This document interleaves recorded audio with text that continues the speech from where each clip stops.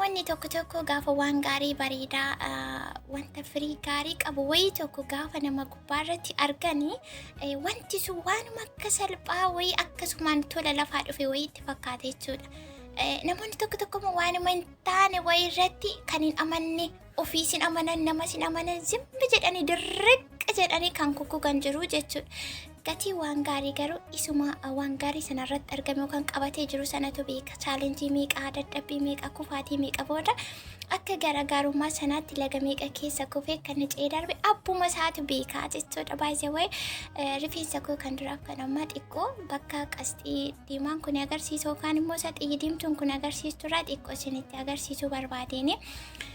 Inni kan biraan immoo isaa yeroo tokko wanta isin fayyadu sirriitti yeroo gabaabaa keessatti jijjiirama fiduu yoon isinitti agarsiise yookaan immoo isaa isiniif sheere yeroo tokko immoo wanta faayidaa hin qabne isinirraa of eeggattan yeroo keessan akka isinirratti hin gubne yookaan immoo jijjiirama kanarraa eegdanidha yoo ta'e wantichi sirrii miti yoo ta'e isa kanarraati isinii qabadhee dhufe jechuudha. Har'ammoo bakka jirtanitti nagaan isiniif haa ta'u faamilii kee beekumsaalee akkam jirtu nagaa keessanii jaan haaraa taatanii gara mana kanaa warri dhuftan sabiskiraayib gochuun miseensa ta'a akkasumallee laayikii godha. Laayikii namni godhee wanti isinitti kaffalu isinitti herreegu tokko hin jiru kaffaltii hin qabu isiniin jechuufi guyyaa har'aa kan ammoo wanta faayidaa hin qabne wayii hedduun keessan kan komattan kan itti aartan wayiitu jira. Innis immoo maayinni roosmeriin kun baay'ee tokko maqaa bareedaa waan qabu yoo nyaatattiin hojjetan illee yoo dhugan yoo nyaatan yoo dibatan waan manniif hin fayyadne jiru waan baay'ee bareeda. Namni seera qabeessaan itti fayyadama isaa bare namni kamuu kan ragaa bahuuf jechuudha. Atoo malee baay'een keessan qimamochi bishaan roosmeriittidha kan isin fayyadamaa jirtanii jechuudha. Irra caalaan keessan bishaan roosmerii faayidaa qabamuu hin qabu hagamitti jijjiirama kennaa kan jedhu guutummaa guutuutti viidiyoo kana keessatti isinitti himuuf hin dhufe. Har'ammoo kan isin miidhu jechuudha. Kan isin fayyadu osoo hin taane kan isin miidhu isinitti himuu dhufe. Kanaafuu mee turtii keessa naqa xumuraatti na waliin godhaa akkasumallee ariifachaa jarjaraatiin haasaa jira. Sababni isaa iyyuu taayimii xiqqoo qabaa viidiyoon irraallee viidiyoo baay'ee gabaabduudha. Akkuma asirratti argaa jirtanii roosmerii fireeshiin kana fakkaata. Gogaan illee fireeshiin illee ni ta'a rakkoon qabu isiniin jedhee ture. Haa ta'u malee akkaataan itti fayyadama keessanii sanatu baay'ee tokko kisaaraa addaa keessa isin galchaa jira natti fakkaate jechuudha. Hagam beekuuf hagan dhaga'urraa gaafa walitti fiduu parsentii 75 ol bishaan isaatti kan fayyadamtanidha. Wanti bishaan tuqe kamuu rifeensaaf faayidaa kan qabne tokko guutummaa guutuutti jala muree isinitti himuu barbaadeen jechuudha. Guyyaa har'aa kana akkuma argaa jirtanii obboleettiin kun dura qalamiidhaan rifeensa isheetti dibdee qalamii baay'ee tokko akka hin taane jalaa godhee ture.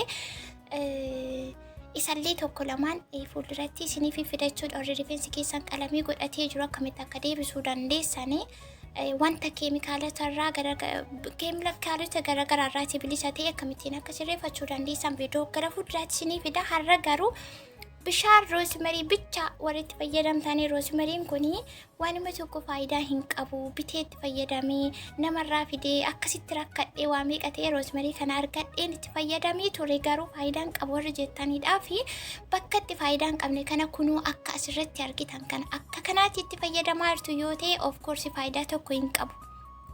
Ani bakka faayidaa hin qabne sirriitti nan beeka maaliifi kanaan durallee haaluma sanaatiin itti fayyadamaa waan tureef jechuudha. Akkuma asirratti argitan roosmerii hin miicee isa booda hin danfistee bishaan isaa keessaa calaaltee amma bishaan isaatti fayyadamuuf jirti. Ol gootee gadi gootee itti sukkumti. Minam አንድም ነገር ጥቅም የለውም ማለት ፋይዳ hin qabu jechuudha. Kanaafuu warri bishaan roosmeriitti fayyadamtan please waanuma kamiyyuu yoo ta'e bishaanitti hin naqina. Bishaan yoo itti fayyadamuu barbaadan bishaan yoo garaatti gadi dhuganii fi xurii qulqulleessuuf akkasumallee rifeensa keessa yoo miiccachuu barbaadan guyyaa miiccattan yoo ittiin miiccattan irratti rifeensa ni sirreessaa isa caccabee isa buqqeessa maal ta'e kan jedhu ittuu hin caccabsan buqqisan guggusan harcaasan alatti zeeroo kan jechuudha. Senegaleera miti waanuma kamiyyuu yoo ta'e bishaan wanti itti fayyadamtan faayidaa hin qabu tokkollee faayidaa tokko isin hin qabu jechuudha. Kanaafuu bakki isin dogoggortan bakka kanatti kun amma akkuma argitan jalqaba roosmariin hin danfe sabooda bishaan isaa keessaa calaaltee qabbanaa'ee qodaa kanatti naqatte baay'ee namatti tole hin bareeda fireeshii isaallee keessa gootee jirti jechuudha. Bishaanuma kalaas bishaan bakka itti fayyadus qaba bakka itti miidhullee ni qaba jechuudha. Kanaafuu warri bishaan roosmariitti fayyadamaa jirtan hin fayyadaminaa faayidaa isiniin qabu. Amma kana kunoo rifeensa isheetti fayyadamuuf deemaa jirti. Akkuma isiniin jedhe rifeensi kun amma kana bakka itti deebi'aa jira. Galata waaqaa dura qalamiin baay'ee tokko akka hin taane godhee ture. Bakki qalamii irraas ciccitee dhumee sabooda immoo irraa kukkutattee sirreeffattee jirti jechuudha. Garuu bakka bishaanii kanatti dogoggora. Wanuma fayyadu tokko hin qabu. Wanuma fayyadu jechuudha. Kanaafuu bishaaniin fayyadamina roosmariin ooyilii isaati. Yoo bitattanillee ooyilii isaa, yoo mana keessatti hojjetattanillee ooyiliidhaan isa kanammoo akkamittiin akka itti fayyadamtan, akkamittiin akka chaalenjii gootan, akkamitti mana keessatti wajjii xiqqoodhaan akkasiin roosmarii hojjetattanii rifeensa keessanii torbanitti yeroo tokkotti fayyadamuudhaan tiriitmentii gootanii yeroo gabaabduu keessatti jijjiirama argachuu dandeessan. Ani kunoo itti fayyadamaa jira waan ta'eef isinillee na hordofuu dandeessu warri isinii ta'e jechuudha. Akkasumallee immoo waan isinii ta'ullee rifeensa keessan adda baastanii beekuun dirqama keessanii koomentii irratti yeroo isin barreessitan guutummaa guutuutti gaaffii keessan nan deebisaa kanarratti deebisu warri jettan viidiyoo haga xumuraan dhaggeeffattanii isa booda dhumarratti maaltu ta'e kan jedhu guutummaa guutuutti viidiyoo tokko qabee dhufe taanaan jalqabniif dhumni isaa maal akka ta'e isinitti himuuf jechuudha. Isin garuu viidiyoo jidduutti guutuu dhumarra deemtu fuulduratti deebitu yeroo sana wal jala isin jalaatii darbaa giraa isin aggabbaa jechuudha.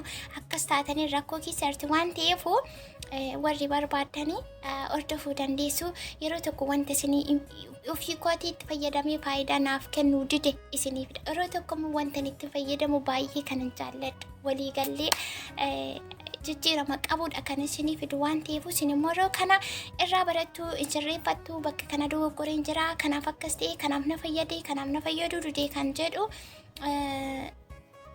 isinii jechuudha.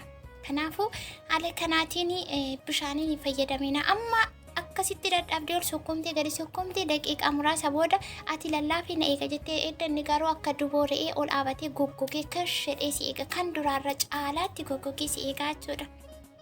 Kanaafuu bishaaniin fayyadamina kun sirrii miti faayidaa isin qabu jijjiirama isin qabu isiniin jechuun barbaada.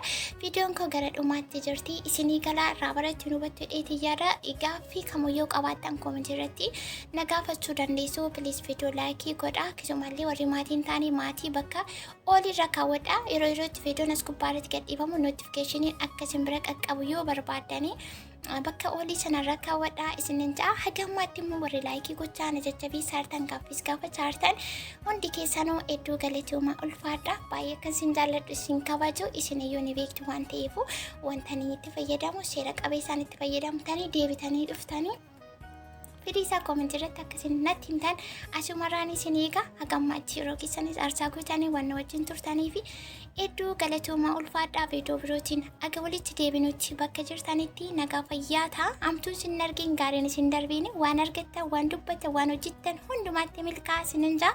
Baay'ee